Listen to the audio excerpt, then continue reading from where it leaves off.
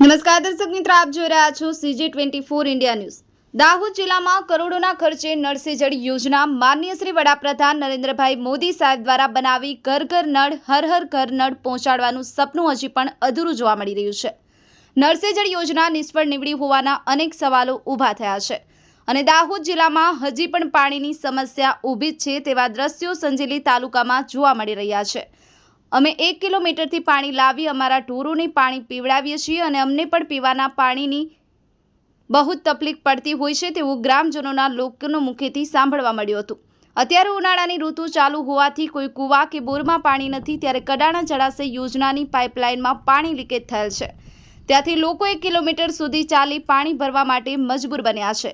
આ નળ સે જળ યોજનાનો લાભ દાહોદ જિલ્લાને મળશે કે પછી આ યોજના સદંતર નિષ્ફળ જશે તેવી લોકમુખે ચર્ચાઓ થતી જોવા મળી હતી।